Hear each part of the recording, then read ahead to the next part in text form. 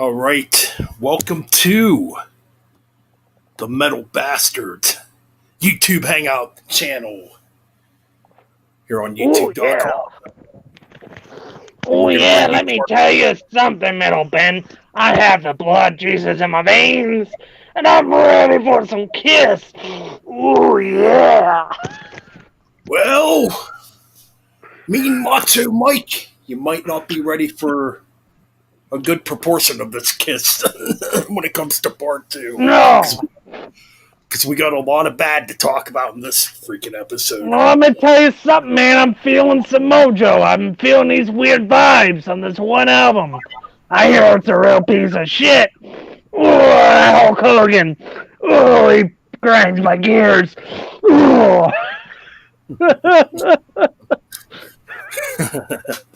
Anyways, welcome to the Metal Bastards YouTube podcast Yep. channel, and this is part two of our Kiss deep dive.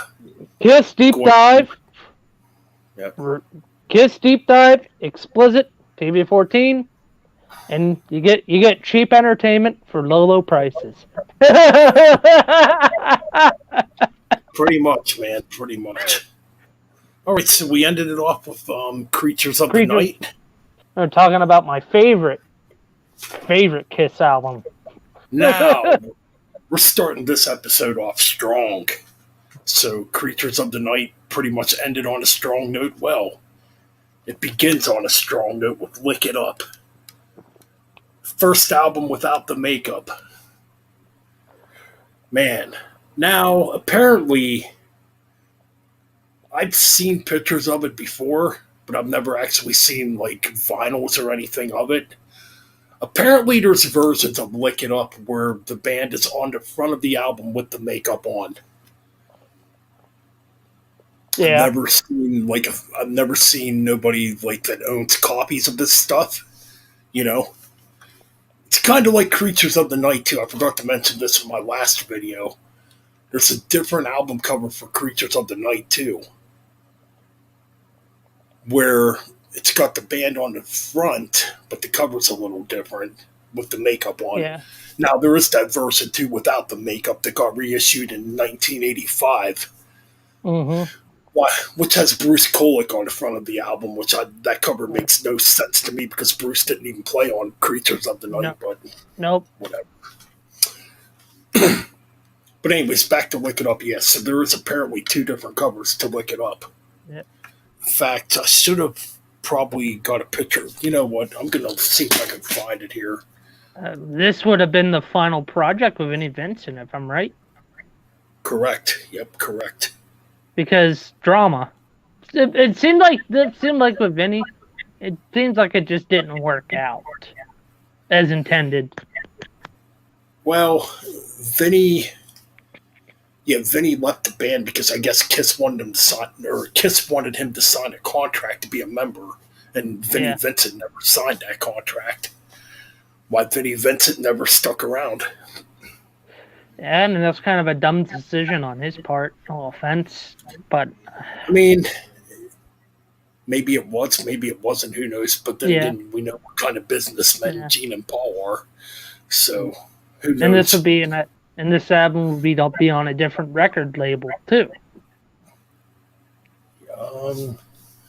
I have the Wikipedia pulled up. You know what? Yeah, this is on Mercury Records. Mercury Records. I think Creatures might have been the last album on Casablanca. All right. It has three labels. For the United States, it's Mercury Records. For the UK, it's Vertigo, and then Casablanca for the rest. Oh, okay. I know around 82, I think, is when Casablanca went bankrupt. Yeah. Everything just got licensed over to Vertigo and Mercury, depending, what part of the world you live in. And I'm just looking at the members that did the album. You had Paul Stanley, Simmons, Eric Carr on drums, and Vinnie Vincent. But there is an additional musician. Rick Derringer does a guitar solo on Exciter. I don't know if anybody noticed that, but it says it here. Rick Derringer. Oh, wait, look it up. Not Creatures of the Night. Oh, yeah, Rick Derringer, okay. Yeah, Which and is a pretty famous name in the music industry. the album went gold in Canada. Sold 50,000 units in Canada, gold. And then it went platinum with 100. Let's just say it went platinum. I'm not going to pronounce that number. And I'm just looking at where the album peaked. It peaked number 7 in the UK in 1983. Okay, Yeah. I found a picture of it. Okay. Shoot, where the hell is it now? Okay, here it is. Breaking It'll come news. up. There it is. Let me see if I can get that positioned right there. Right there, the Lick It Up cover with the makeup on. Oh yeah, that is kind of cool. I see that. And Vinny has the Ankh, I'm guessing. Mm-hmm. Yeah, that would have been interesting. So apparently this exists, but I've never seen it before. Unless it's a photo shoot. I mean, it could be Photoshop. It could be a photo shoot too, or Photoshop too. Excuse me, there. Yeah. I don't know. This one looks like it might be legit, but it's hard to really tell, to be honest. Yeah.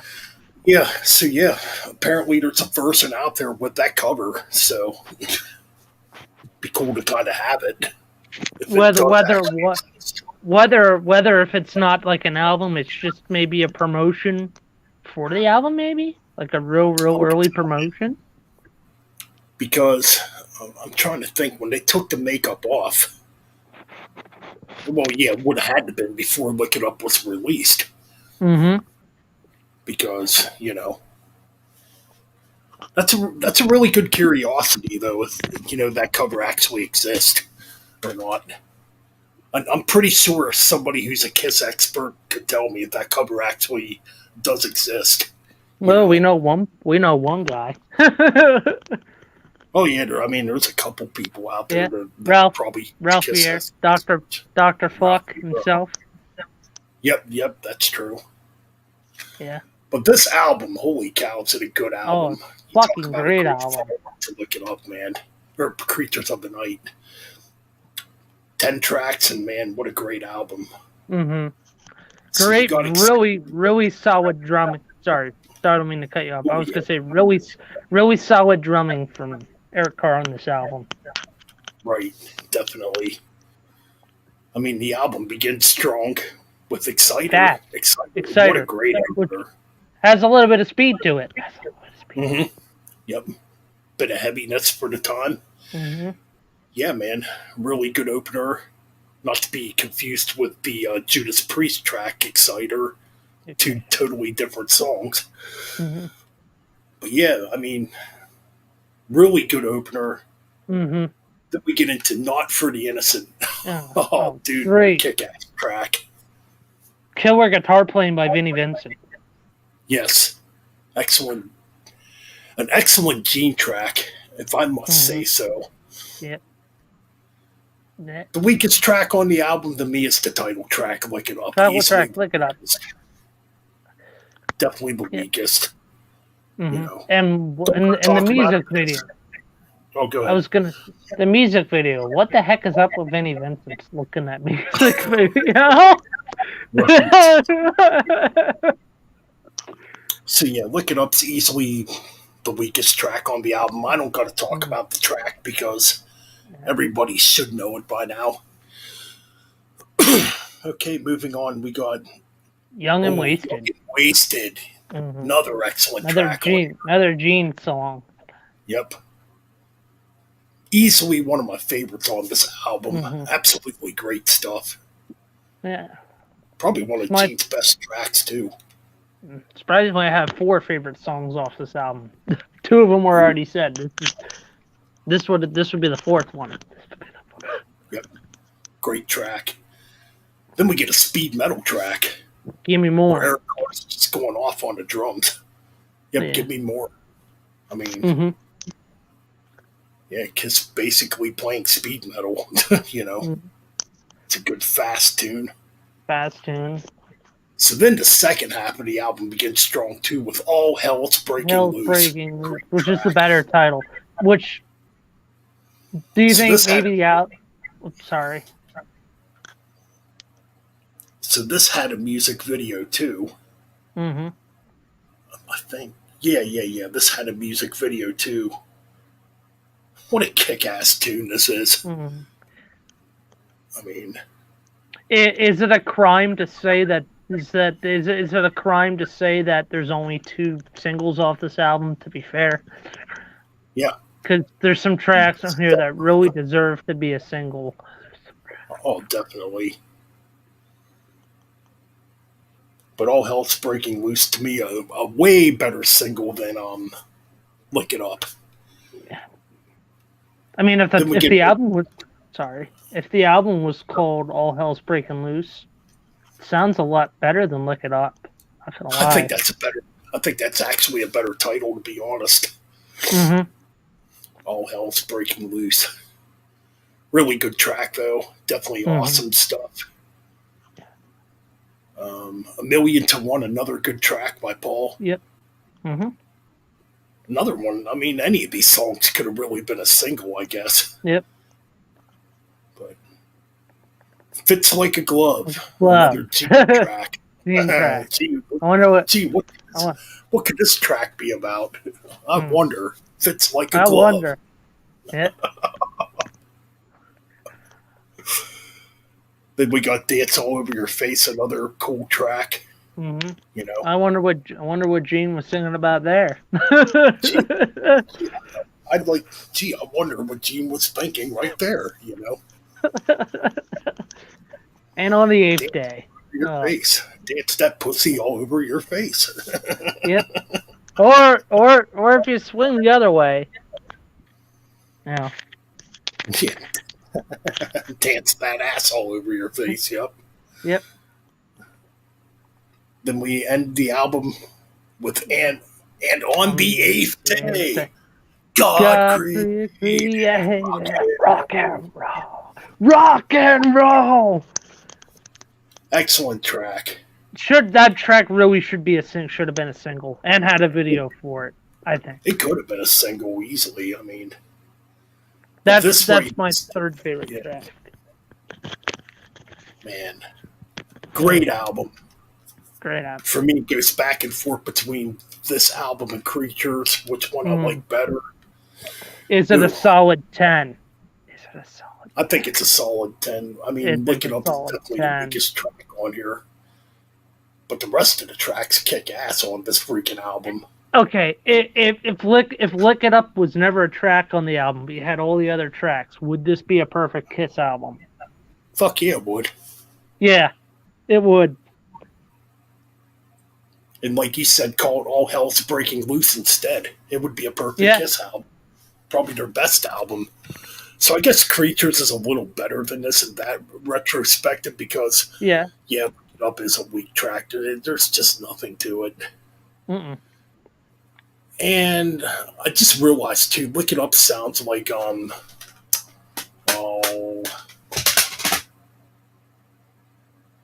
sounds like a track off of Killers. Mm-hmm. I mean, what if it was a leftover? I'm just trying to remember which track it is. Here.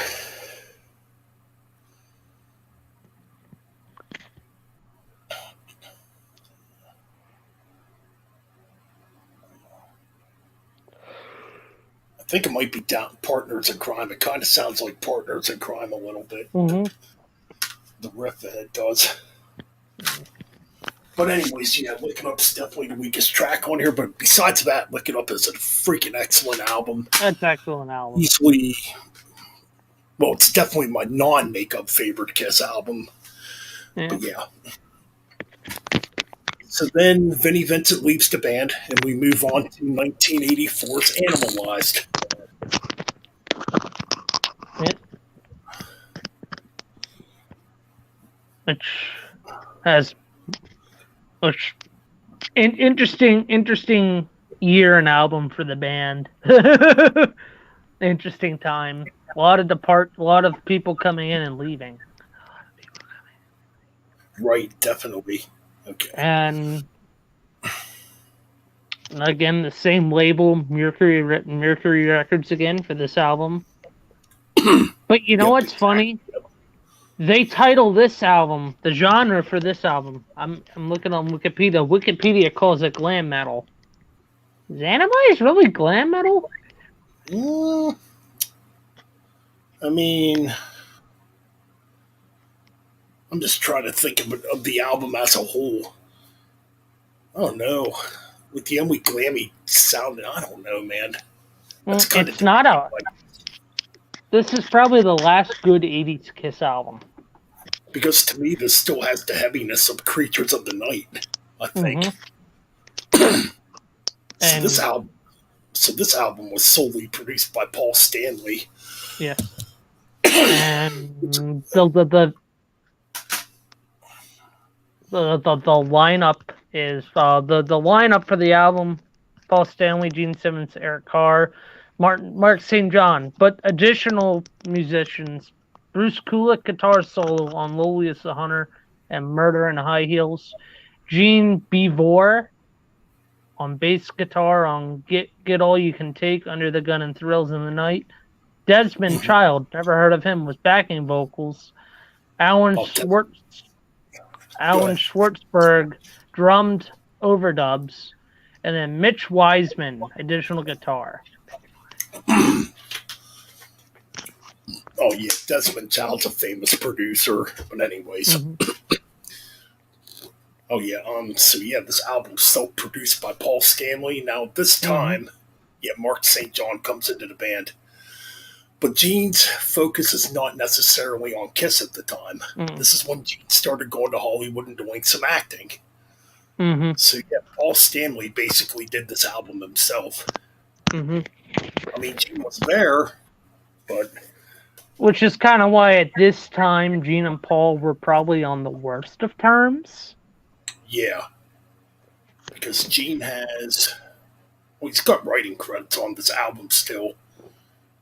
On 4 of the tracks still, but of course at this time, Gene Simmons is off doing his Hollywood thing. He actually cut his hair short, so he's wearing a wig on the photo shoots of Animalized. And plus, he co-starred in a role in a movie called Runaway in 1984. Yep, Runaway. He was on episodes of Miami Vice. Yeah, his focus Trick or Treat. Was not necessarily on Kiss. Yep. Trick or Treat in '86. So yeah, Gene. So yeah, Paul Stanley's the one that basically held this album together for the most part. But we'll get into the tracks here. I've had enough to the fire. This might be one of the heaviest Kiss tracks. Great track. Great way to kick off the album. Yep. And right away, you can definitely tell they have a new lead guitar player because Mark St. John was definitely a shredder. Yeah. Which you can definitely tell. Totally that track definitely feels like it could have been off of Lick It Up.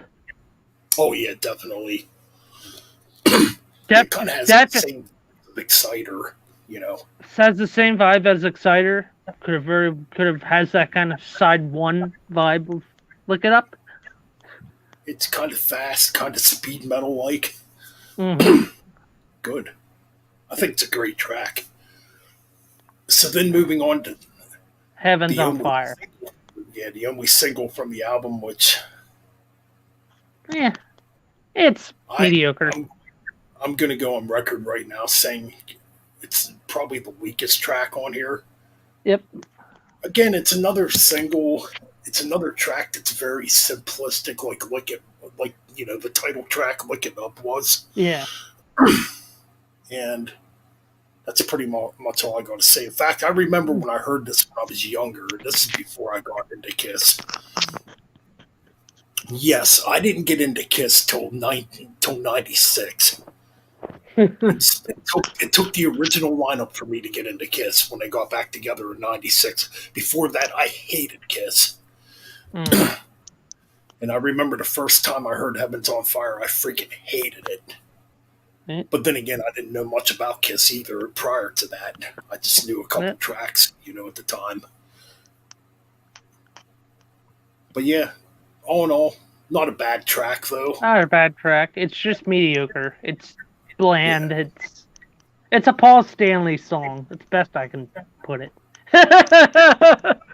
So then we get our first Gene song on the album. And a lot of people seem to hate this track. I love this track. Burn, Bitch, Burn. I love it.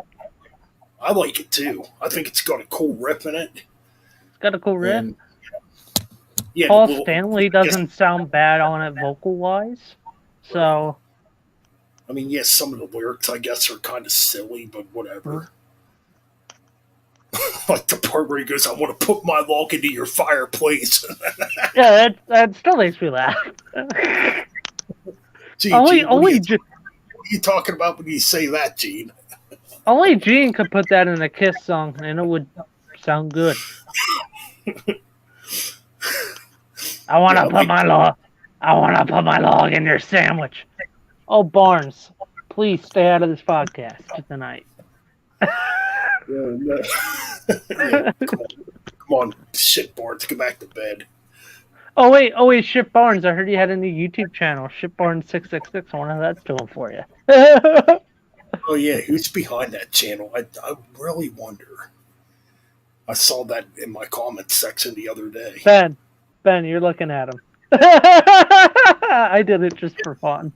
I kind of got a kick out of it though. Shit Barnes 666. So yeah, Shit Barnes now it's a YouTube channel, people.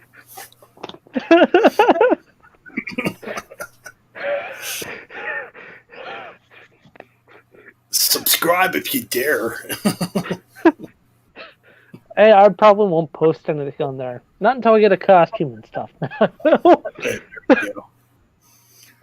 Burn Bitch Burn, though, I think it's a kick-ass song. I think it's got a cool riff in it. I like it. So I like it. It's a little silly. Get All You Can Take, and Stanley track. Yeah. It's alright. It's not It's terrible.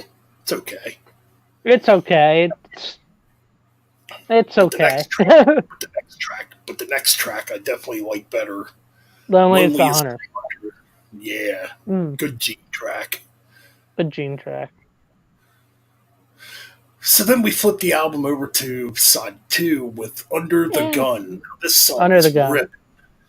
Ripping. This Fast. is just a fucking fast speed metal track. I mean, Eric Carr's going ape shit on the drums. Fucking Mark St. John's playing these tapping guitar solos that are absolutely crazy. Yeah. I mean, just an excellent fast track, I think. Another track I really enjoy off this album, track 7, Thrills in the Night. Yeah. You don't like it? Nah. that's gonna be a dud for me.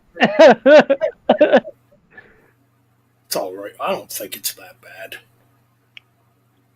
So then we get While the City Sleeps by Gene. It's alright, I guess. It's alright. Then we ended with another Gene track, Murder in High Hills. Mm-hmm. Hey, Gene, what'd you do? You stab someone?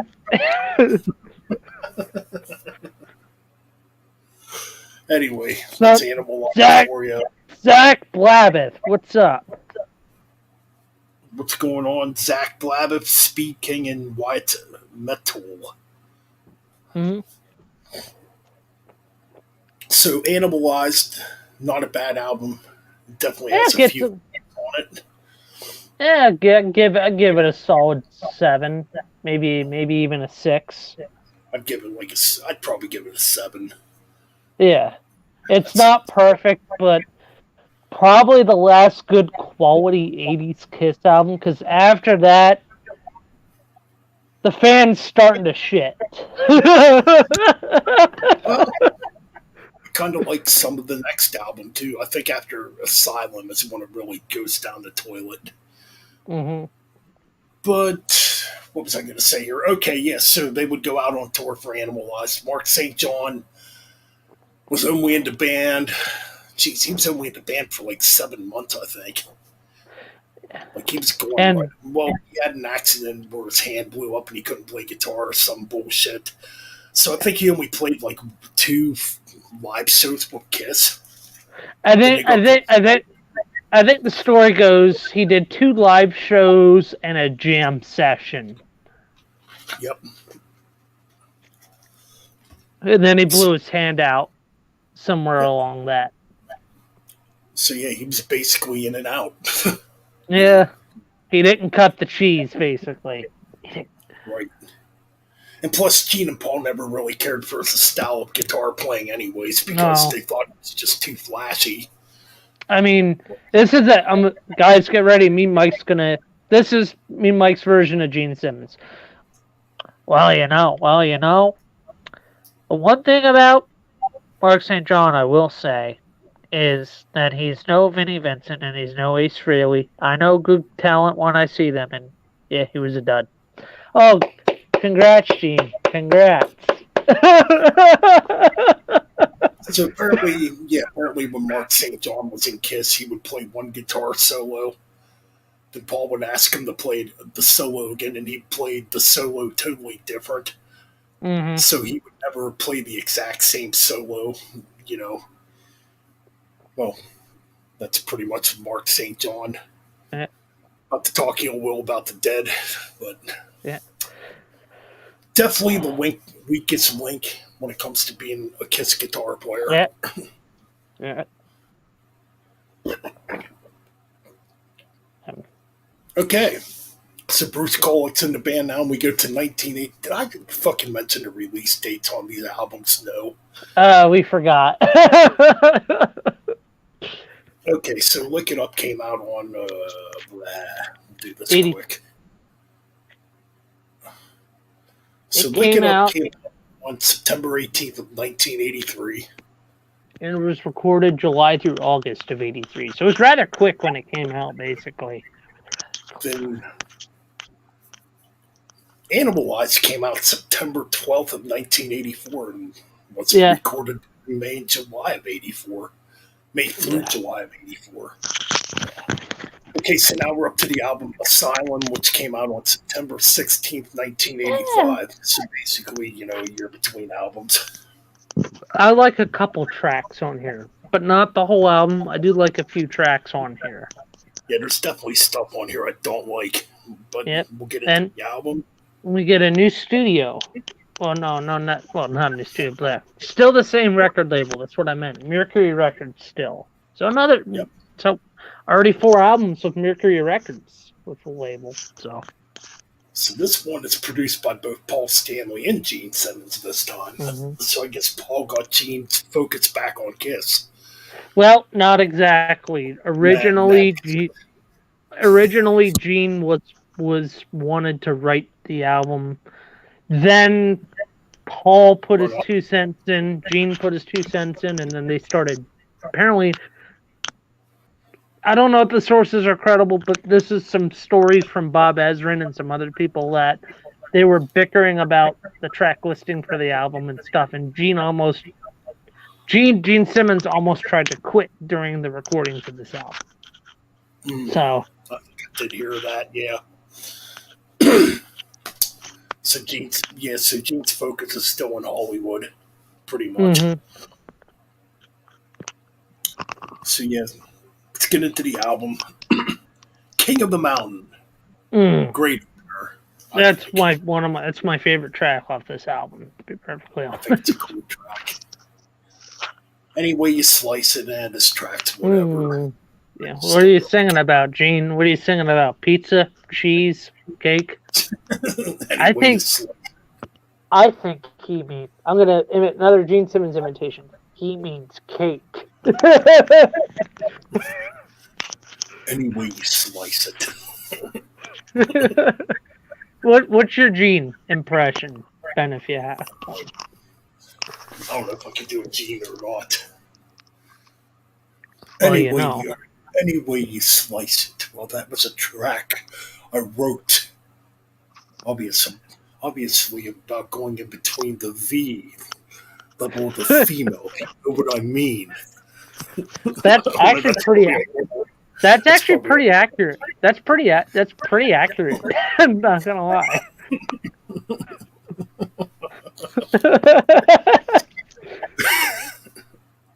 Okay, so then we got "Who Wants to Be Lonely," written by Paul Stanley and Who Desmond wants to Child. be lonely? I do like that. It is catchy. It's not a bad track. It's pretty catchy. Where are we at here? Trial by Fire, track Oh, 4. by Fire by Gene. Gene. Trying to remember what this track kind of sounds like. Is this one of the speedier tracks on here? I can't remember. No. I think it's the next track. It's the next track. Okay, yeah. I'm Alive. Okay. Yeah, Trial by Fire. Yeah. I'd say probably more about it, but I kind of forget the track, to be honest.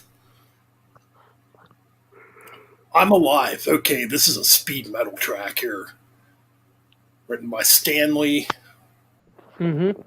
Pretty cool. I kind of like it when Kiss does speed metal.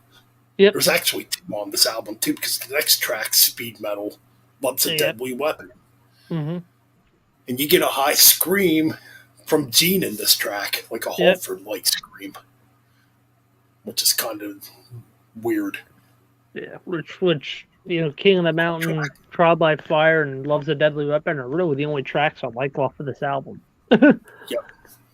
Yeah, I would definitely say I'm Alive's the weaker of the fast tracks. Yep. But Love's a Deadly Weapon, that's a killer track. That's a killer Tears track. Are Falling. Yeah, my tears are not falling from that song.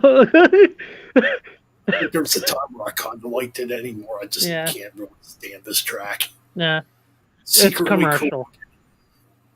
Secretly Cruel, again, another track I don't have much memory of. Radar for Love by Paul Stanley, whatever. Yeah, whatever. All Night. Then we get, gee, what's All Night about, I wonder? Written by Paul Stanley. Kind of a dumb song, to be honest, but it kind of makes me laugh. You made me go, ooh. Like, really? You're gonna go, there we go, all night. Like, it's stupid, but it is kind of funny, but it is stupid. I think that track might have had a video too. I don't remember. It does. I thought, but it wasn't a single. Gladly.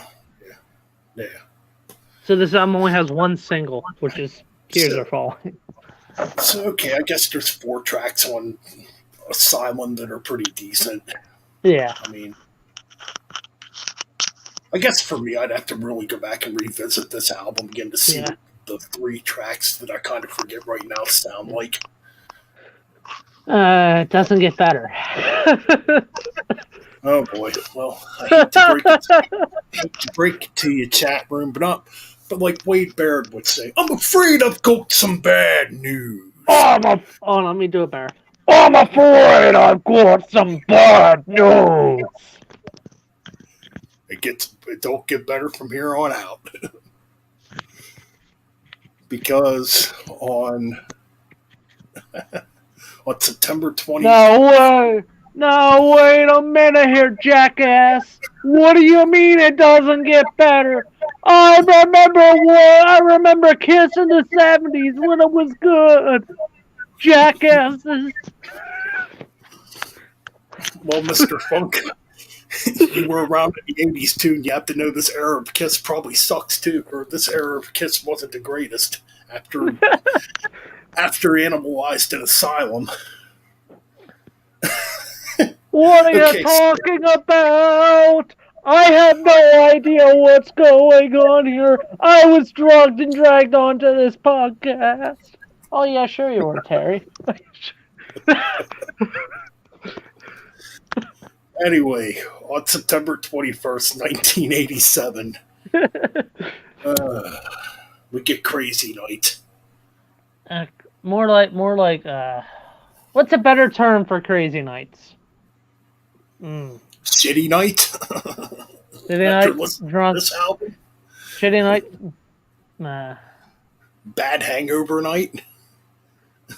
Ex-wife night. Ex-wife. That's a good one. Oh god, this album is not good. Oh, this is gonna be fun. We're just gonna make. Sorry, guys. We're just gonna make fun of this album.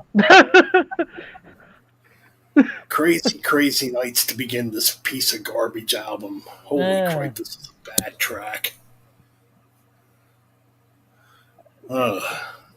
Crazy nights.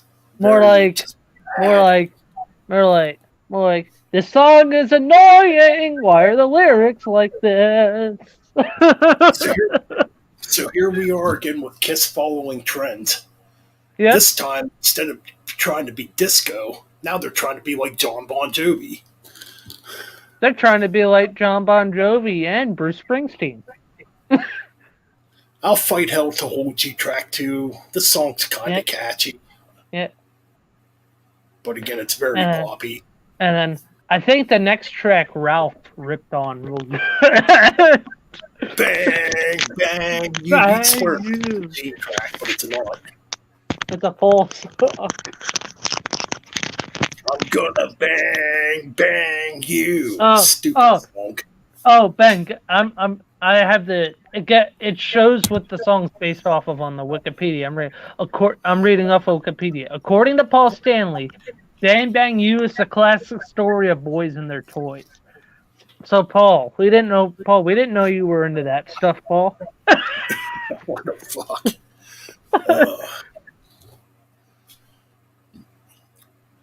Track 4, the only good track on this album. No. It is the only good track on the album. Begins with Bruce Kulick playing a freaking blazing solo, then it's just a speed metal track, the whole way through it. Yep. Great drumming by Eric Carr and great guitar work by Bruce Kulick on this track, and the track's written by Gene Simmons, Bruce Kulick, and Eric Carr. Yeah. Pretty cool Hell or stuff. High Water. Yeah. It's all right. It's all right. Next. Oh, this track sucked my way. Holy cow, is this track terrible. Yeah. Very poppy. Very Bon Jovi-like. My way. Yeah. Next. When Your Walls Come Down. I'm trying to remember this track. This one's actually not that bad. It's not bad. Kind of rocking. It's a little rocking, but it doesn't save it much. Nah. Boys that get bad again. Reason to Live. More like Reason to Choke on Vomit. Oh yeah. If you click on Reason to Live, Ben, on Wikipedia, if you click on Reason to Live, it shows an alternative album art. Oh yeah. Oh yeah, it was put out as a single. Yeah. What the fuck is Paul Stanley doing on the front of this album? Yeah. It's like he's trying to play with himself. The fuck? Yeah. Easy to Live is terrible, man. Reason to Live, yeah. This song has no fucking reason to live. Just other.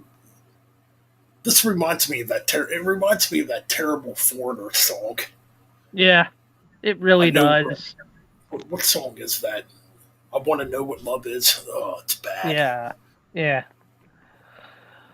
And we got a Gene song. Good Girl Gone Bad. Good Girl Gone Bad. What could that be? What could that be?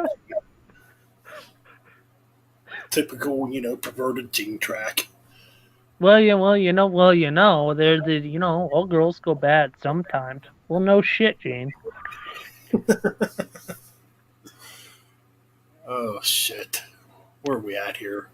Oh, we're two more tracks. Tune It on the Night. Yeah. Yeah. Garbage. Yeah. Garbage. More bubblegum crap.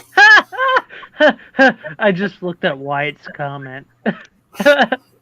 Reason to Die. Wyatt, don't give. Hold on, Ben.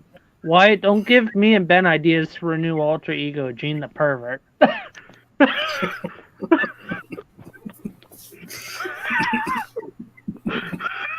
Hey, little lady, why don't you let me put my log right in your fireplace?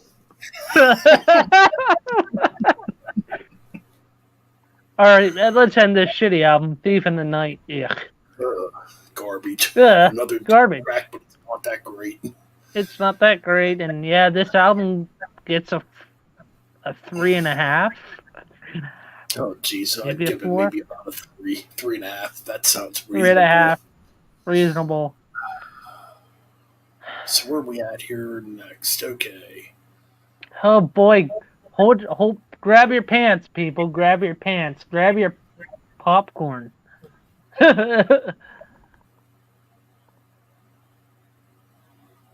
What's this? Well, we get the Smashes, Thrashes, and Hits box set, which is their greatest hits album, which it had two new tracks. No, technically, there's something in '88 called Chikara, which is a Japanese release. Yeah, I've never seen that before. I just saw that. I'm like, what the fuck is this? Yeah. Yeah, right there, Chikara. That'd have been funny if that would have been in the next album. I've never seen this compilation before, not that I can remember. It doesn't look like it has anything special on it. Yeah. Smashes, Thrashes, and Hits. That gives us what? 2 new songs, right? It's got a remix of I Was Made for Loving You on the Chikara Creatures of the Night 1985 remix. Yeah. And it's just nothing really. It's just a collection of, it's not worth talking about. Smashes, Thrashes, and Hits came out in 1988, November 15th of 88. Which we get 2 new songs. Let's Put the X in Sex. Jeez, what could that be about? Paul.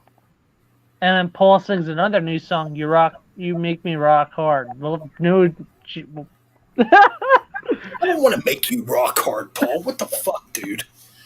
Whoa! I can't do Paul Stanley for shit. Come on, clap those hands. Paul, we gotta do it. We gotta do it. Hey guys, it's me, Paul Stanley of Kiss.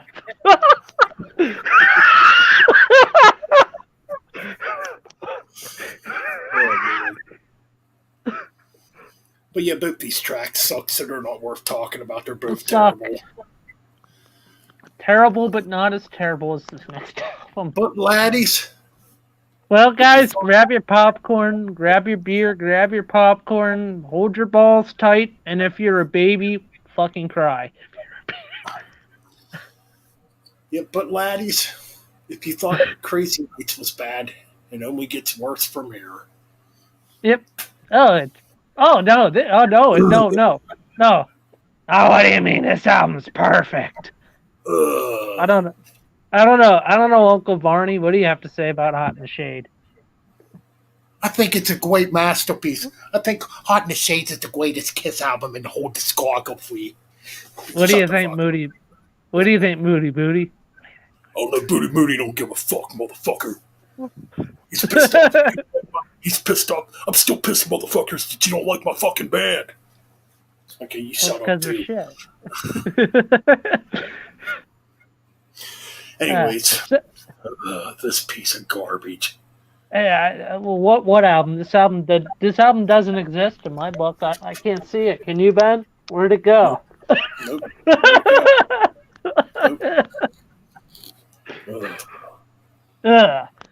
15 tracks came out 15 tracks of utter shit. Came out in November. Wait, wrong album. Hot in the Shades. October 17th, 1989. And the last album was Eric Carr. Sadly. Which Uh, I hate to say bad things about the final album featuring Eric Carr, but yeah. So at the time, supposedly this album was a return to 70s Kiss sound-wise. Are you serious? Yeah. Are you serious? Which they did strip away a lot of the poppiness that was on Crazy Nights, but still the tracks are not good. What? Okay, I'm reading it, and it says here that it was certified gold. Eh? What? This album doesn't deserve gold. It doesn't even deserve platinum or silver. Let's get into this fucking disaster. Well, let's just trash it. Let's just trash it, make fun of it, and let's just be honest about it. Let's tell us how we feel about the album. Rise to it. I don't want to rise to anything. This track sucks. Rise to it. Horrible track. Sucks. Next. Betrayed. Doesn't get any Betrayed. better. Nope. I already feel betrayed by this album.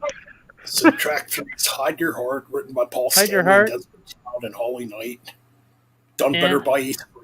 Done way better by Ace. Ace for Ace, and yeah, this album stabbed me in the heart. This song stabbed me in the fucking heart. What do you have? Prisoner of Love, eh. To me, this is a prisoner of torture. Prisoner of torture, Gene. What the fuck? Read My Body. Holy crap, this is bad. No, thank you, Paul. Nobody wants to read your body. No, thank you, Paul. Nobody wants to read your body. Loves a slap in the face by Gene and Vinnie Ponica. This song slapped me in the fucking face, and I fell to the ground. Fucking nutsack too. Forever. Forever. What the fuck is this? Michael Bolton? Forever. Yeah, this song makes me want to fucking die before forever. Silver Spoon. Don't remember it. Silver Spoon. And I don't want any of your utensils, Paul. Cadillac Dreams. What the fuck? More garbage. Garbage.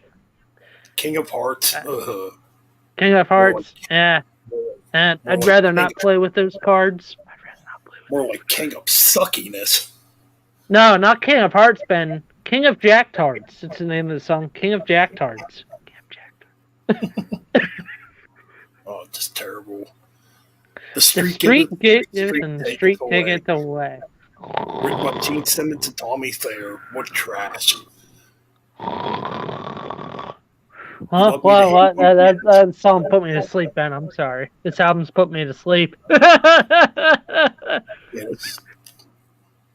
You love me to hate you. Oh God. I mean, this song makes me really want to hate you. And yes, I hate this fucking song. This was the song that pissed me off on the album. So yeah. Somewhere between Heaven and Hell, actually probably the only redeemable track. It's the only redeeming track, but it doesn't do the album any good. I'm going to say it's still not a great track, but it's okay. This track was written by Eric Carr, Little Caesar. What's this doing on here? Hate to say it, but I don't like this track. No, I don't like Eric Carr's doing the vocals, and he wrote it, but yeah. Then you get Boomerang, the album. It's a speedy track, but it's not a good speedy track. No, it's not. And Gene, I wonder what you were singing about there. Boomerang, huh? Boomerang. Boom. To this freaking album. This makes me want to throw a boomerang at this album and watch it shatter into pieces. This album gets a fucking 0. I'm sorry. 0 out of 10. Nothing redeemable about this piece of crap. You throw it. Ah, it's great. This album, only trolls like this album. But we do finally have some good news. Yeah, It that's does good get news. better. Yeah, it does get better, sort of. It gets better and it gets a little heavier. Yeah. Still not quite a perfect album, but it's a better Hot. album. So we just took a nice hot shit, felt good, flushed it, and yeah, this album's a piece of fucking trash. So yeah, after drowning and bathing in hot ass shit, on May 19th, 1992, Kiss comes back with the album Revenge. Then, Heaviest album since Creatures of the Night and Lick It Up. yeah, And Animalized to an extent. yeah, So yeah, this album produced by Bob Ezrin again too. Bob Ezrin makes a comeback on the productions. yeah. But they're still bad on this album. There is. But there's more good than bad. Yeah, Okay. I'll be right back. I'll be right back, Ben. Just gonna get a drink out of my mini fridge, and then I'm gonna take a bathroom break. So, you need to Alright, solo it for a short bit? Let's see what the chat's up to. All right, chat, what's going on here? Y'all still here? Y'all still keeping with us? Oh my god, there's a million Kiss compilation albums. I lost count of how many there are. Which we'll get in. We're not even going to talk about all the compilation albums. There's way too fucking many, and they're not worth talking about anyways. I saw the Creatures of the Night's getting reissued. I'd like to get that. Might pick up the Destroyer reissue. I did find that the other day. King of the Mountain is a damn good song. But anything else going on here? Yeah, I'd like to know why. I don't even want to know why Paul was wearing a thong on the back of the Crazy Night album cover. Absolutely terrible.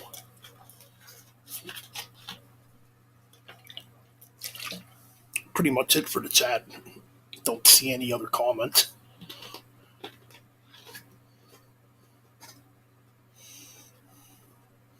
Just waiting for Mean Metal Mike to come back. Tomorrow night we might do a Halloween stream. Maybe by then we'll be at 100 subscribers. We're like literally that close. And we 3 more subscribers to 100.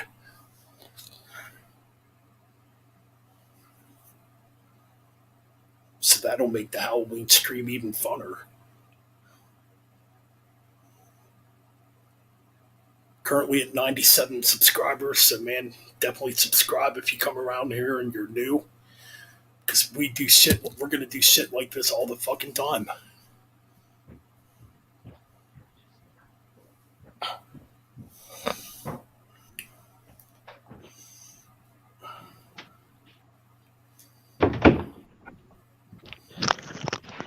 Alright, Mean Metal Mike is back. Yo, all right, where are we at? Okay, so now we're up to the Revenge album. Okay. Oh yeah, by the way, my beverage of choice tonight, Miller High Life. Ooh, there you go. Bought it at Walla for only $9. So yeah. There you go. Yep, cheers, everybody. Woo! How's that peanut butter whiskey? Yep. Sheepdog peanut butter flavored whiskey. If you have to give it a ranking, what would you rank it? Give it like an 8 out of 10. It's not bad. Definitely need something with it though. Thinking like probably grape pucker. I'm thinking grape pucker would go good with it, or maybe even apple pucker. You know what you do? Get Get some apple juice. Get some apple juice. Put a couple shots of that in some apple juice. I don't know what that would turn out to be honest.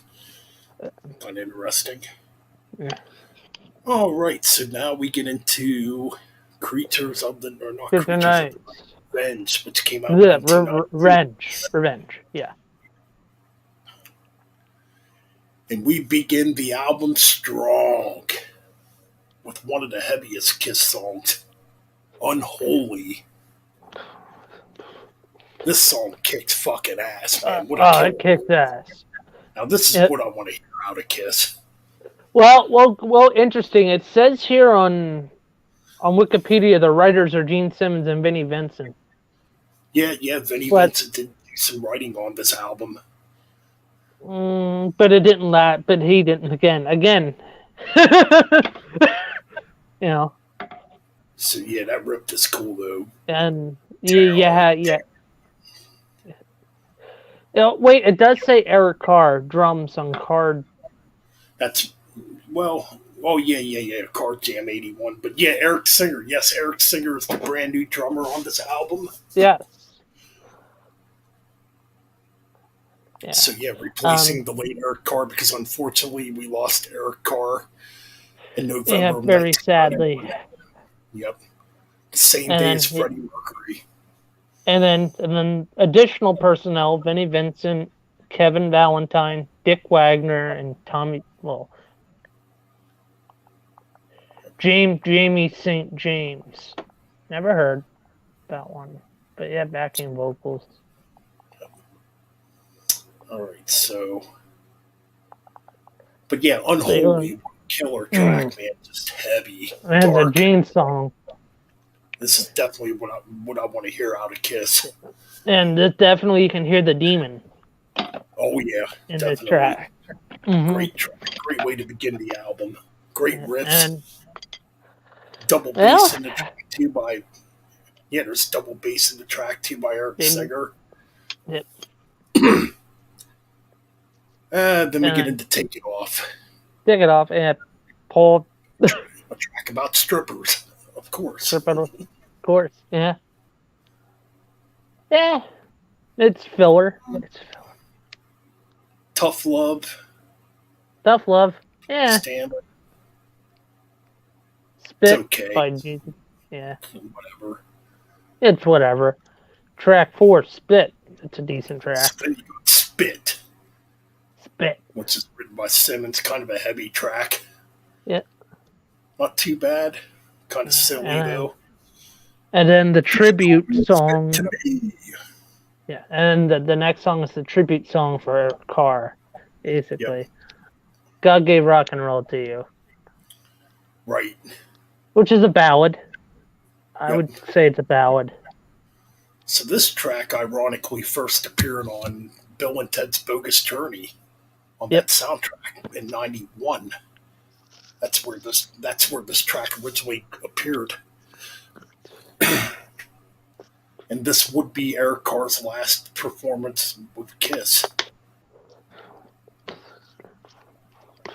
I'm not sure if he's drumming on this track. I think Eric Singer's doing the drums, but Eric, there's rumors floating around that Eric Carr did some drum parts on the song, but Eric Singer filled in the rest of the parts.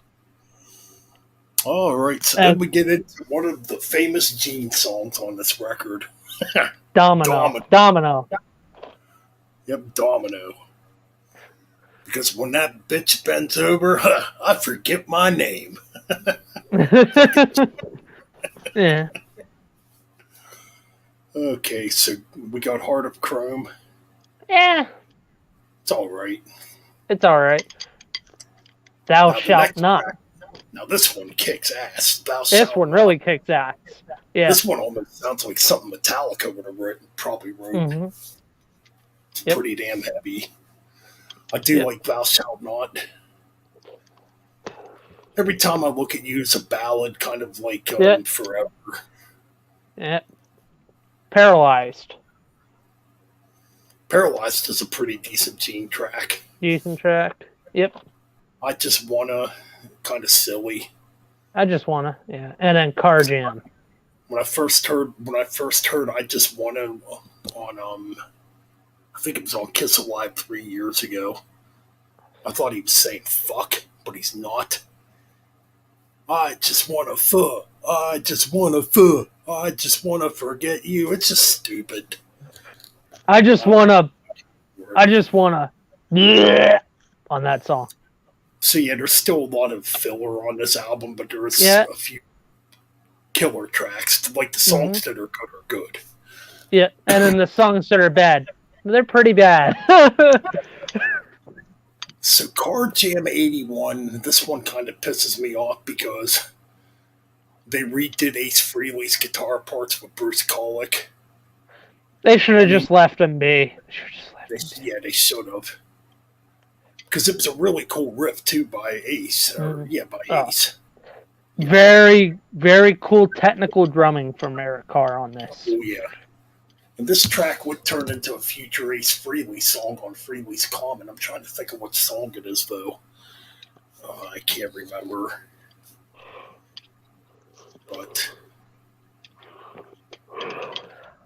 yeah, Car Jam 1981 ends it off. Obviously recorded around the time of The Elder. Mm-hmm.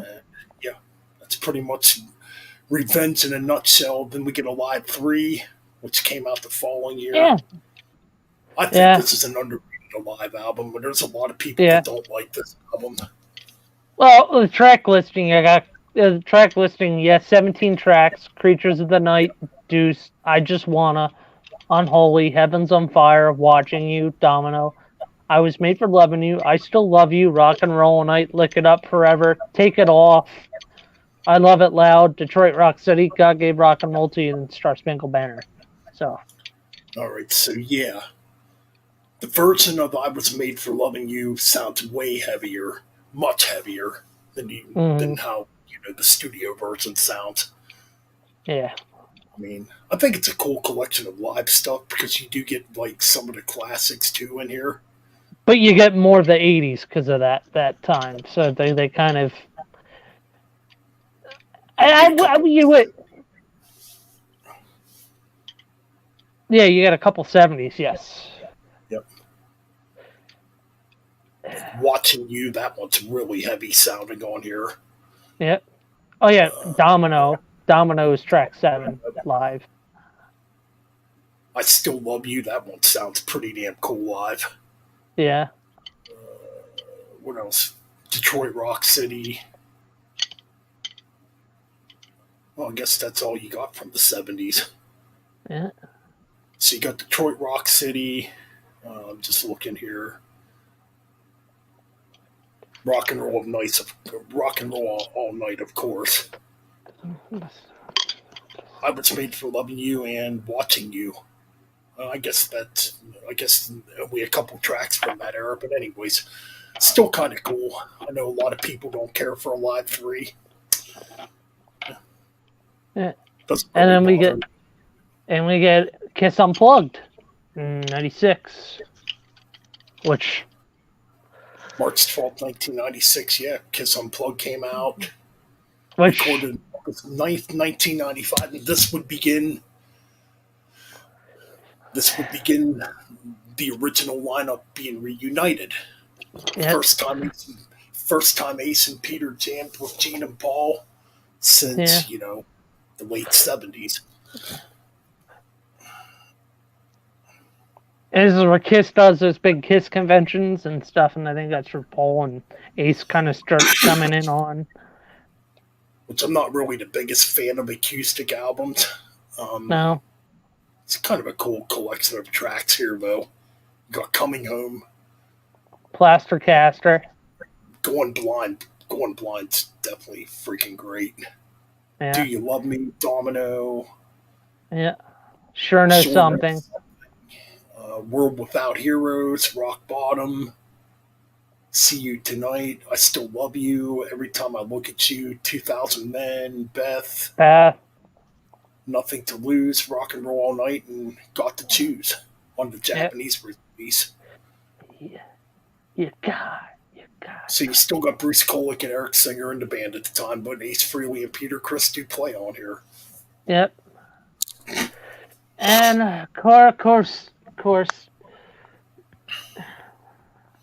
Yeah. So the original lineup would reunite in '96, and that's when I first started getting into Kiss. Ironically, but unfortunately, more disappointment awaits us. We get sadly we get the current line that lineup of Bruce Kulick, but with Eric Singer on drums or Carnival of Torture. What is it? Carnival of Bullshit? Yes, Carnival of Bullshit. Yep, pretty much.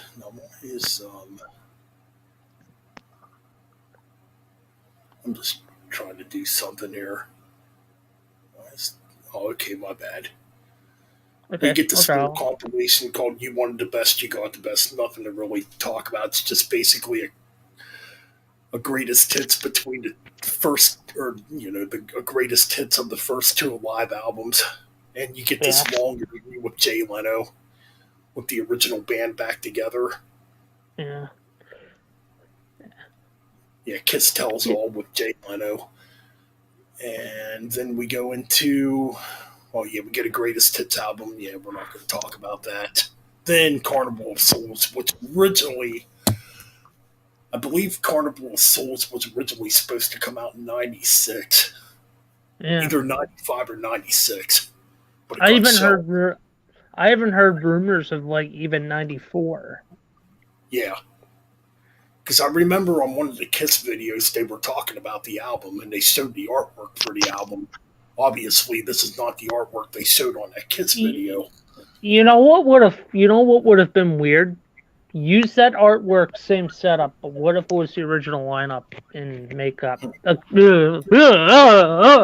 just think about it for a minute. I mean, it definitely wouldn't have made sense at the time because Bruce Kulick and Eric Singer were still in the band. Yeah. When they recorded the album, so. But yeah, this album did finally come out on October 28th, 1997. I actually did go out and buy this the day it came out. At the time, I don't have it no more, but you get 12 tracks. This is Kiss trying to basically be Alice in Chains. Yeah. Not a very good version, to be quite honest. There might be 2 songs on here I like that I can think of, and the rest of the album's pretty much filler. So the album opens up with Hate. It's definitely heavy. It's heavy. Probably the best one out of this album, to be honest. Yeah. Rain, this is basically them trying to be angry, just trying to be angry, try to put that one together. Kiss and angry don't work. Kiss does not work as an angry band at all. But they were trying to be grunge at the time, and So Rain, not great. Rain's terrible anyway. So. So then we got Master and Slaves. Whatever. Next. Childhood Zen. Sounds like I don't know. It's not that great either. Yep. Filler. Next. I will be there. It is what it is. Hey, Paul, you'll be there. I'll be leaving the concert. Turn that song. Then I'll be walking around. So then we get Jungle, the only single release from the album. The song blows. Wow, what do you mean blows? In my head, I do like this track. This is a good Gene track. In my head, I like. Jungle just fucking blows. What a waste of a song. So in my head, Hating in my head. So far, the only 2 good tracks on this freaking album. those are the only two tracks I really like on the album. Also, it never goes away. I wish this song would go away. This song needs to go away. Yeah, this whole freaking record needs to go away at this point. But it don't. I confess. Yeah. Confess to what? Make it a shitty album? Yeah. Seduction of the Innocent. Yeah. Terrible. I confess. I confess. What do you? I confess what to do you? making a shitty album. I confess that Paul, this song is absolute trash. Why are you writing this material? Oh god. In the Mirror. In the Mirror. I think this had Bruce Kulick on vocals, or maybe it's the last track that has Bruce Kulick on the vocals. But this song sucks, dude. In the Mirror, I punched that mirror. It broke. So yeah, In the Mirror. Then I Walk Alone. Trying to be the Foo Fighters on this track. Yeah. And it don't work. This album gets a 1, maybe a 2. I give it like a 1. Certainly 2 good tracks on this record. Everything else is just terrible. I would rather. Go ahead. I would rather enjoy this bullshit than a hot piece of shit. I can't believe I said that. I cannot believe I fucking said that.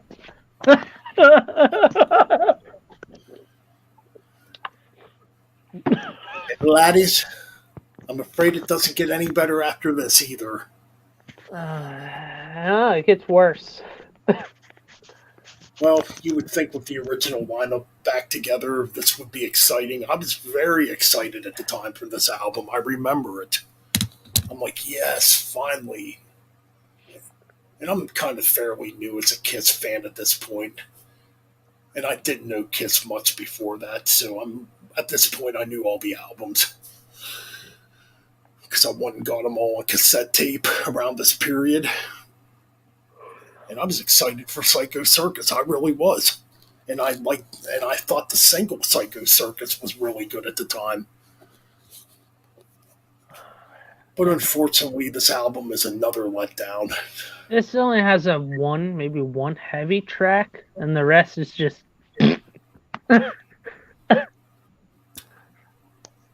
Okay, so Psycho Circus begins the album.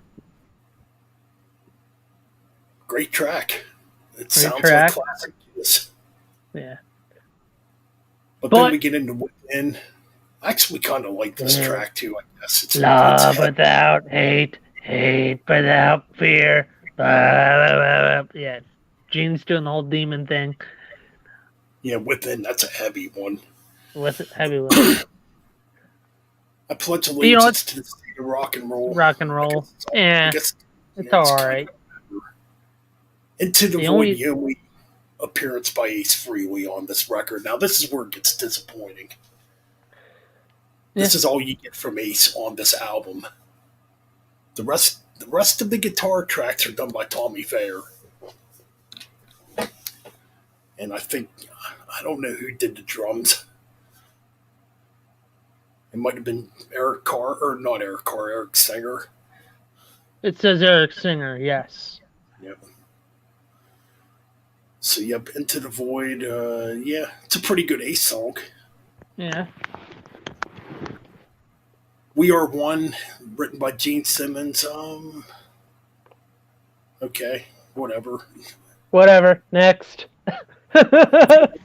You wanted the best. So this one, I believe, does have all 4 of them on it. Yes. It says Simmons, Stanley, Chris Frehley on it. So it's I guess it's an okay track. It could be, I don't know, it could be better though. Yeah. It's not bad, I guess, but Raise Your Glasses, I think, is kind of whatever. It's cheesy. Next. Yeah.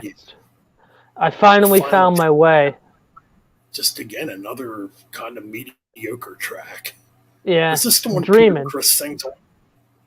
Yes. Yes. Yeah. See, I can't. From what I remember of it, it's kind of like whatever. Yeah, whatever. Dreaming. Dreaming. Kind of Yeah. forgettable. Forgettable. Yeah. Yeah, this is where the album gets weird and experimental. Like Journey of 1,000 Years is like very orchestra sounding. Yeah. Which I don't think it's that bad of a track, but I don't know. For a comeback album with the original members, all original members should have played on the album, and the songs should have been a lot stronger. They should have been just straight up hard rock songs. Yeah. That's just what I think.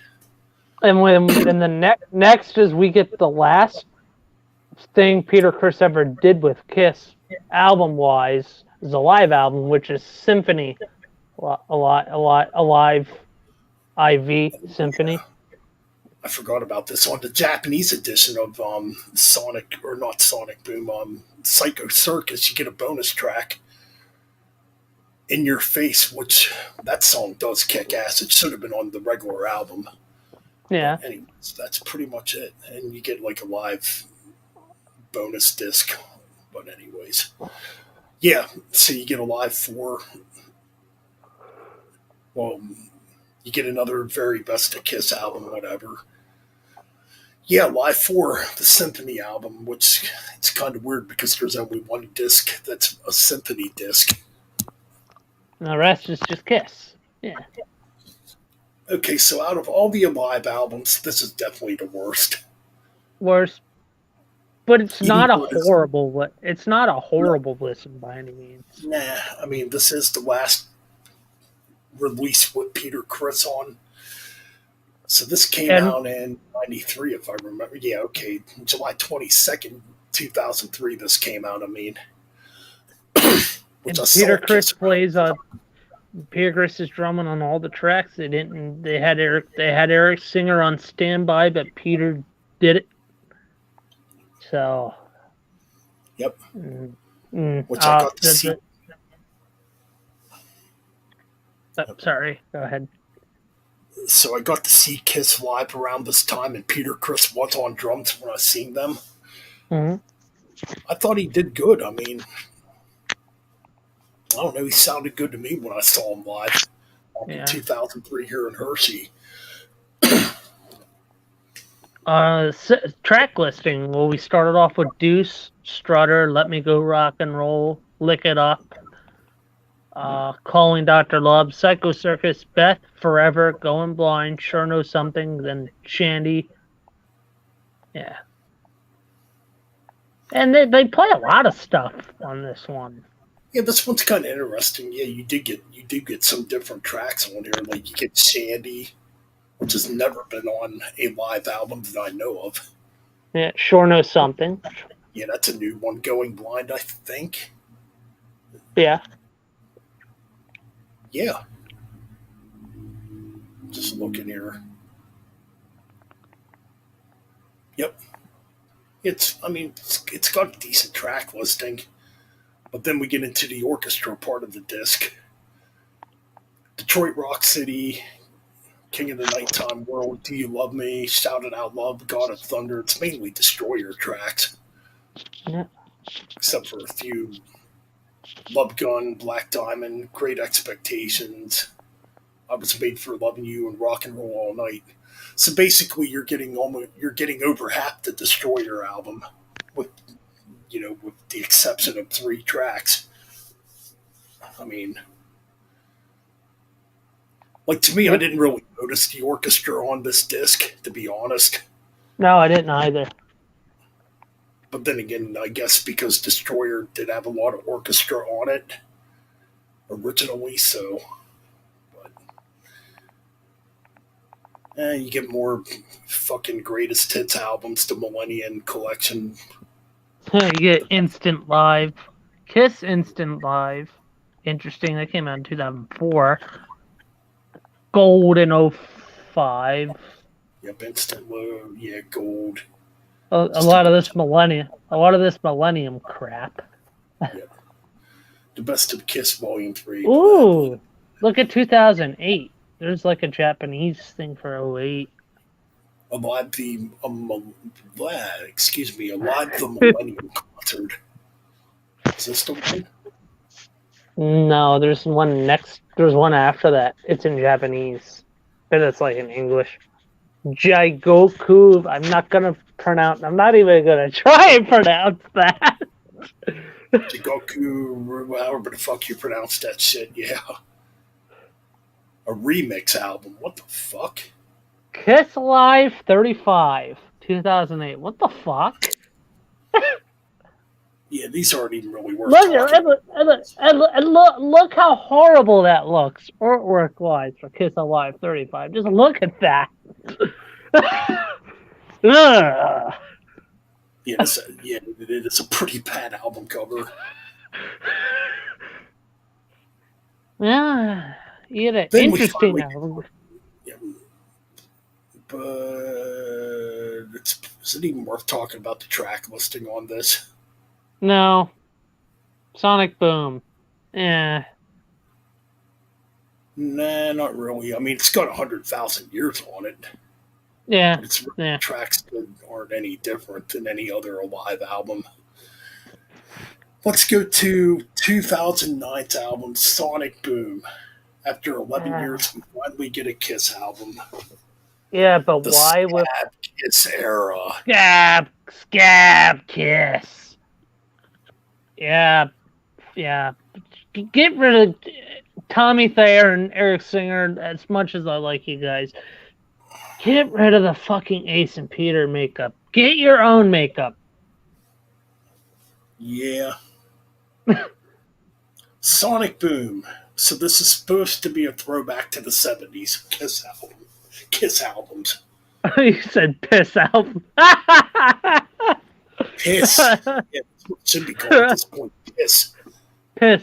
Yeah, we're just gonna call it piss. Yep. So this album came out on October 6, 2009. Modern Day Delilah was the very first single released. I remember when it came out, I was kind of excited, but I noticed Agent Paul Stanley's voice. But Modern Day anyways, Delilah was the only real track I like off of the album. it is a good track. But yeah, Russian Roulette. let's get into the album. Modern Day Delilah opens the album. Good song. Good Sounds opener. like classic 70s Kiss. Yeah, but okay, you have the album title Sonic Boom, but there's no track called Sonic Boom. Yeah. And I guess the album cover is supposed to be a throwback to Rock and Roll Over. Yeah. Did we really need a throwback album or cover though? Yeah. Yeah. And Tommy Thayer, man, sounds just he just sounds like he's intimidated, or he's trying to be like Ace on this record. At least Bruce Kulick, Marty St. John, and Vinnie Vincent didn't try to sound like Ace. Yeah, he's definitely copying Ace on this record. Yeah. Anyways, Modern Day Delilah, good track. Modern Day Delilah. Yeah, Russian Roulette. Yeah. Yeah, it's garbage. Never enough. Garbage. Not that great either. Never enough. Yes, I know nobody's perfect. Yeah. It's just whatever. Stand. I'd rather sleep. Stand is terrible. Hot and Cold's not a great track. Actually, I think Oh. Hot and Cold was originally written in 75. Yes, it was. All for the glory. Yeah. Dangerous. Yeah. Dangerous is kind of whatever. I'm an animal. I'm an animal. That's it. Good Gene track. Okay, there's two Good good Gene. tracks on this record. This one's kind of heavy. Actually, it's not a Gene Jack. It's actually. Oh, it is a Gene Jack. Gene sing. I'm Yeah, an never animal. mind. Oh yeah, it's written by Stanley and I meant to say it's sung by Gene. It's sung by Gene, yeah. written by Stanley. When Lightning When Strikes, Lightning Strikes. Yeah. written by I Tommy wish Thayer and Paul Stanley. Say yeah! Say yeah! Final track on the album. Say yeah! So yeah, this album's definitely a poor attempt at getting back to the 70s sound. Yeah. Just Did we rank Psycho Circus? We forgot to rank Psycho Circus. We got, because we gave Carnival Souls a 1. Psycho Circus is like a 2 out of, or like a 3 out of 10 for me. Yeah, 3 out of 10. And then we forgot about Revenge. I think I gave Revenge a 3. Revenge, I would give maybe a 6. I gave it like a 3.5. Okay, wow. Okay, yeah. Sonic Boom, I give a 3. 3. I'm gonna give it a 2.5. It's nothing great. So It's remember just the time. Yeah, it's just bad. And So then I remember at the time you got a bonus disc where they basically re-recorded some tracks. And what was the fucking point? And you can definitely hear the age. That's another thing. You can definitely hear the age in Paul Stanley's vocals. They're just not good. But in 2010, we get a tour album for this in 2010 called Sonic Boom Over Europe. Yep. Nothing good. Nothing good. Yeah. Next. Last album. Then we finally reached the end of this. End of this. Yeah. Monster. Monster came out on October 9th, 2012. I do think this album is an improvement over Sonic Boom. I like this album better. Yeah. I mean, I think... Well, this is the last studio album. Like this album. This album, to me, Tommy Thayer's not sounding like Ace Frehley. Nope. And, yeah. So let's look at the track listings. Hell or Hallelujah was the first single released from Sonic, or from Monster. I think it's a killer track. Yep. Wallop Sound I thought was pretty decent too. I didn't think that was a bad track either. Freak I didn't really care for. Didn't care for that. Back to the Stone Age by Gene. Back to the Stone Age, it's okay. Not great. Shout Mercy by Stanley. It was alright. Long Way Down. Good track. Pretty good track. Eat Your Heart Out was pretty decent. The Devil in Me was a really good one. Yeah. Out of This World written by Thayer and sung by Thayer. Much better than the track he wrote on Sonic Boom. Yep. All for the Love of Rock and Roll. Not a bad track. It's all right. Take Me Down Below by Gene. Gee, what could that be? What could that be about there, Gene? Take You Down Below, huh? And Last Chance. Well, this was my last chance. Yeah. Yeah, the last 2 tracks on this record aren't that great. Right Here, Right Now, it's a bonus track. I don't think God, I don't remember that track, to be honest. Right Here, Right Now. It was only on the iTunes edition of Monster. And King of the Nighttime World Live. Well, whatever. And then, sadly, with Kiss is now technically a disease. Pretty much. Because they just No. Nope. Well, two are retired. Gene and Ace. Peter and Ace are fully retired from Kiss. Yep.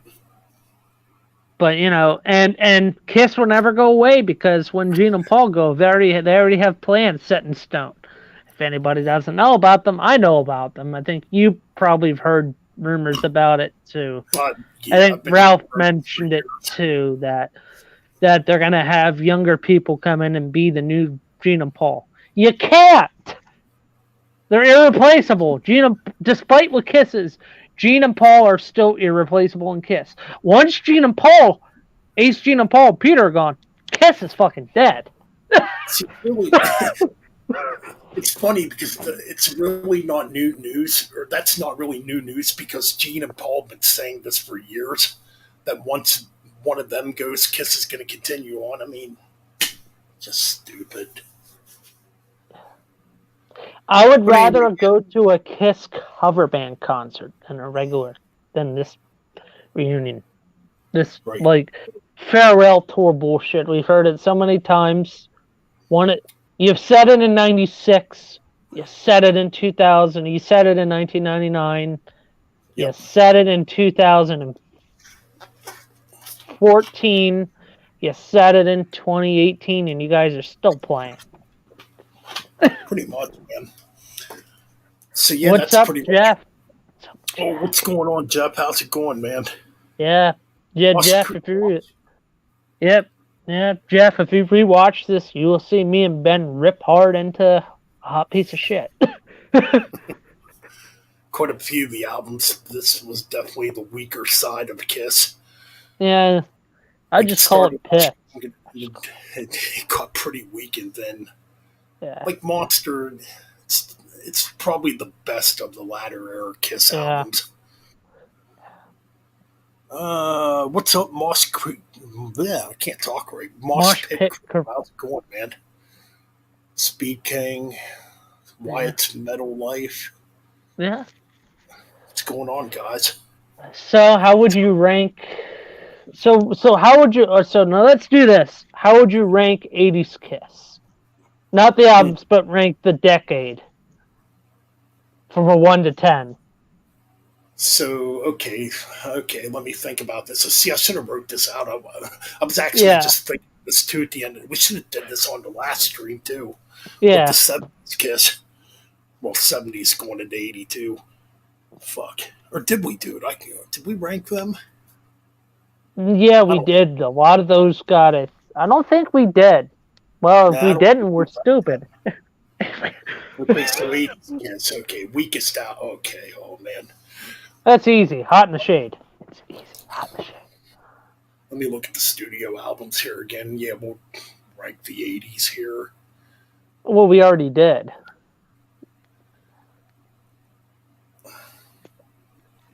But if I had to rank '80s Kiss, I'm gonna give it like a 5 out of 10 because they're like the whole whole '80s.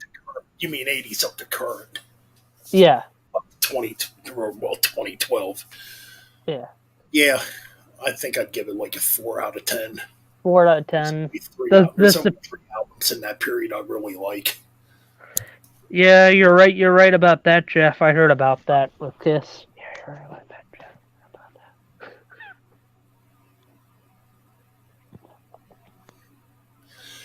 Yeah, unfortunately, I mean, pretty much no different than going to see a Kiss tribute band at this point. You're fired. Go away, Vince. You're not welcome here. Go away, Vince. You're not welcome. Like, the albums I like, obviously, Creatures of the Night, Lick It Up. I do like some of Animalized. Asylum has a few tracks I like. The rest of the albums, meh. Yeah. Revenge has a couple tracks. I don't know. Yeah. A lot of bad in their discography, as opposed to good. Yeah. Unlike AC/DC, which is just perfect. Well, not perfect, but it's better than Kiss. Oh, and all you Kiss, and all you Scab Kiss fans, Kiss tards, feel free to negatively comment on this because we would love to hear your stupidity. And hear how wrong of Kiss fans you are, because you know. Hell yeah! Hell yeah! I can't wait for these comments, man. This is gonna be great. Hearing them talk about how great Hot in the Shade is, I can't wait. Such a bad album. Oh. Yeah, Hot in the Shade's definitely the worst. Like out of the whole Kiss discography, Hot in the Shades is the worst. All right, if you want to be tortured, if you're on a stranded island, you have these 5 albums stuck with you. Nightmares of the Decomposed, Risk, Saint Anger, Chinese Democracy, and Hot in the Shade. You can only you pick one album out of those ones you would probably live with, and then destroy the rest.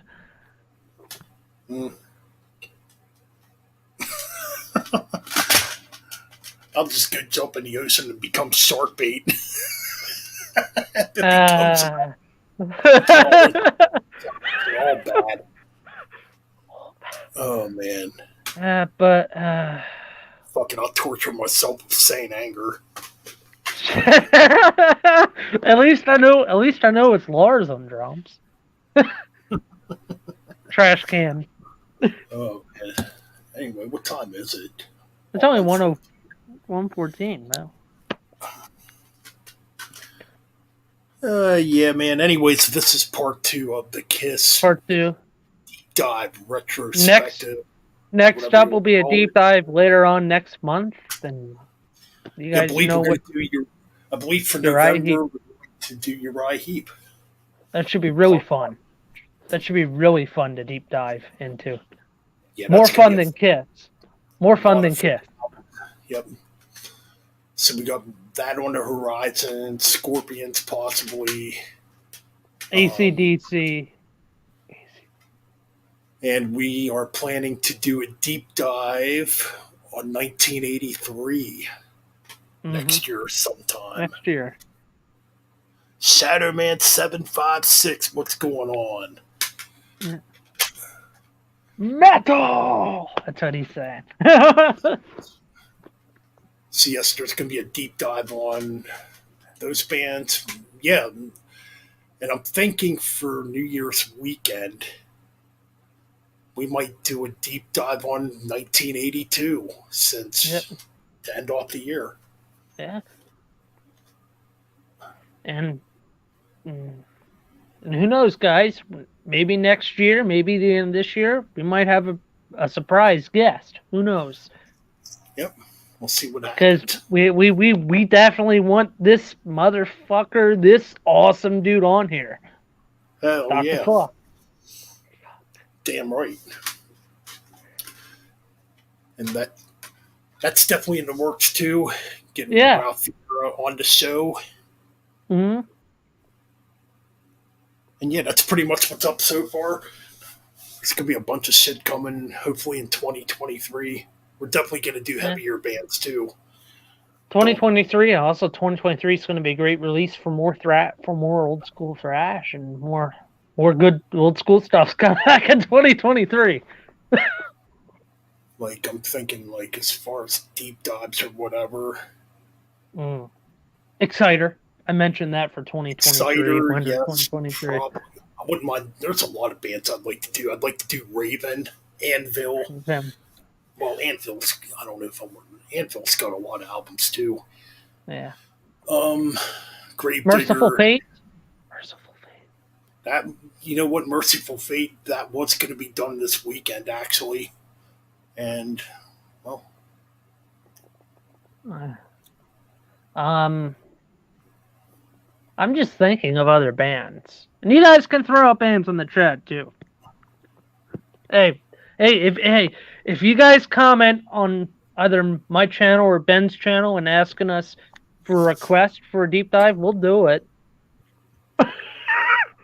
Holy shit, I just realized I haven't did a video on my other channel in over 2 weeks. Hey, well, I'll send you a message, but hey, I'm already starting a trend on my channel. I already have 2 videos out, guys, where I'm going to be going to stores and it's good. I'm thinking of a name for the series. I'm just gonna call it Vinyl Hunting Series. I don't know, it's lazy, but hey, where I just go to stores like Second and Charles, malls, stuff like that, where I just film myself flipping through albums and seeing if they're cool or not. That's a thread I'm starting on my channel. So totally. But there's definitely more content coming to the channel. And yeah, man. Yeah. Lots of cool shit to come. Anyways, there might be a stream tomorrow night um, for Halloween. I don't know what the stream's really going to be about. To be honest, it might just be us fucking hanging out. Yeah, that'd be the best one. I'm guessing. You want to see what's Yeah. going on. I know I'm supposed to go away tomorrow evening, so So, yeah. yeah. So, anyway. Kiss is pretty much a parody at this point. But yeah. Kiss has turned into piss, basically. Very, very old, smelly piss. Yeah, they should just take the K off and put a P in front of it. If anybody out there hears their idea, please use that. And if it's a Kiss cover band, Cult Piss. That would be funny. Please do that. Well, tunes get played on. Oh yeah, back to the tune thing. My stream got blocked. Yeah. I don't know what the fuck we were playing. I think I have a clue what we played that got it blocked.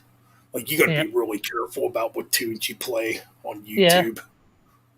Yeah. That's why we might just do music stuff on Twitch, because Twitch is more lenient on that. I think Twitch is more lenient on the music thing. I think.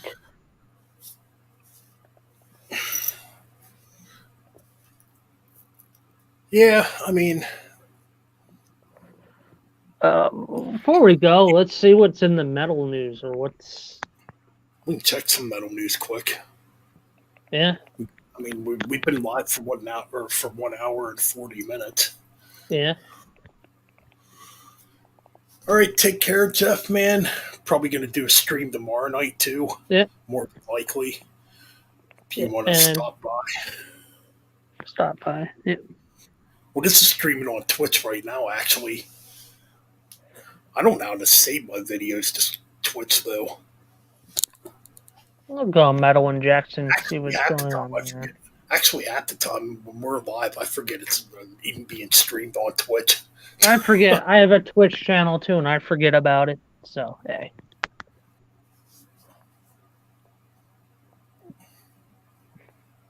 Which I don't really get much traction on Twitch anyways, but that's fine.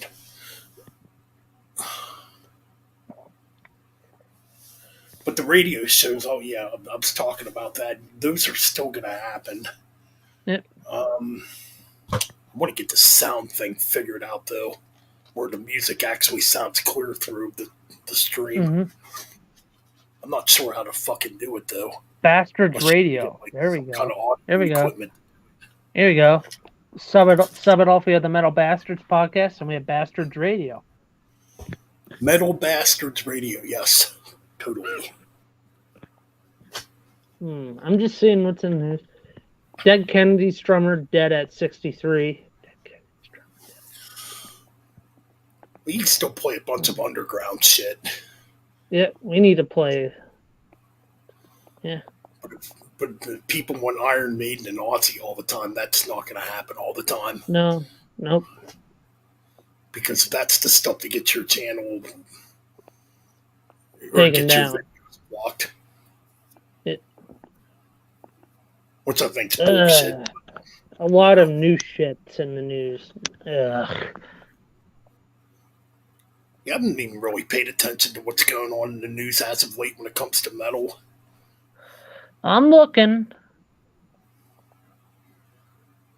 I just know there's a new Zentrix album coming out next month, and I'm definitely getting it.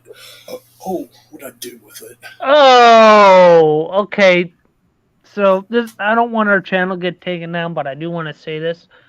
Mm-hmm. A band from Canada, Vol Gay Guys, is going to be making a metal band that's going to be sexual. Ugh. Ugh. Ugh. Whatever floats their boat. Yeah, whatever floats their boat. Definitely not me, though. Not me. Not me. Not me. I don't not me. Yeah.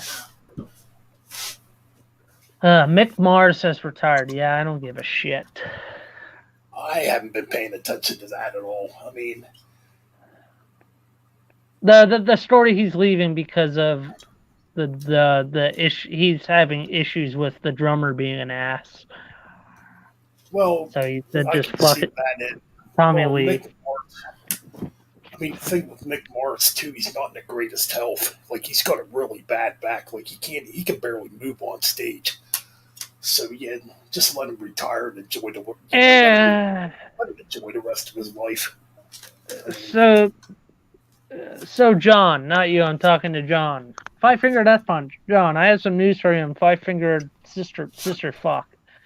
So Ivan Moody fucking trolled everyone. He's now saying he's not retiring, which I fucking figured. I figured. I don't care at this point. That's another big. I don't care. Same.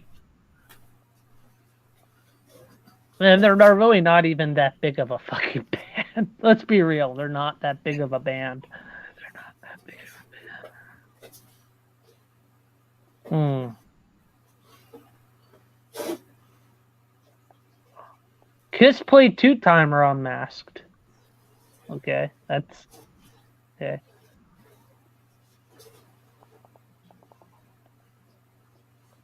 Okay, Judas Priest, Pantera, and Rainbow members form a supergroup called Elegant Weapons. Oh, Interesting. Yeah. With the lineup of Richie Faulkner, Scott Travis, Rex Brown, Richie Faulkner, Ronnie Romero. That sounds interesting. Interesting. That sounds interesting. You know what? They must still be in my car. That's fine, though.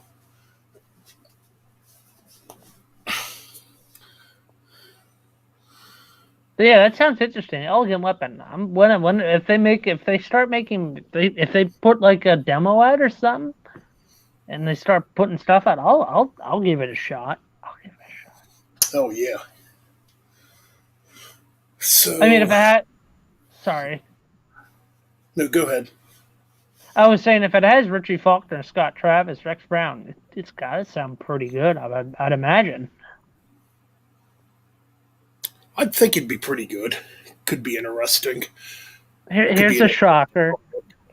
What if Scott Travis is actually leaving Judas Priest and so is Richie Faulkner? I'm just throwing a weird scenario out there. What if KK Downing and Les Binks comes back and they're on the new album? And that's a way to say goodbye to the fans and stuff. Yeah. I don't know. See what happens. Yeah. I mean, Les Binks hasn't been in Priest since '79. No. But he is the drummer for KK's Priest. So. Yeah. Well, he was. He was. He didn't play drums on the album though. But he is playing live. So. That's a shame, man. I kind of wish Les Binks could have stayed in Priest like throughout the '80s. Because Dave Holland was not a good drummer. He was limited on what he could do on drums. Yeah, he was definitely the worst Priest drummer. Yeah, it was him. Well, Simon Phillips is still around. You could have him on his. I don't know what happened there. Like Simon Phillips was only a session drummer on Sin After Sin, but they brought Les Binks in to do the tour. I don't know what happened at the time why Simon Phillips didn't join Priest, but he was a really good drummer too.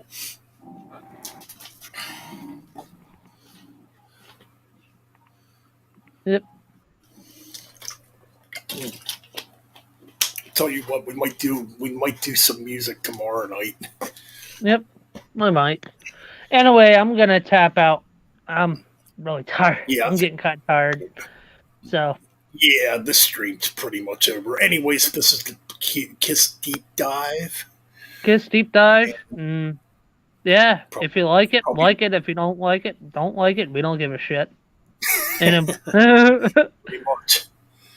Anyways, Then- probably in a couple weeks or so, maybe even next Sunday, we might start the Uriah Heep deep dive part 1. Mm-hmm. We'll see what happens.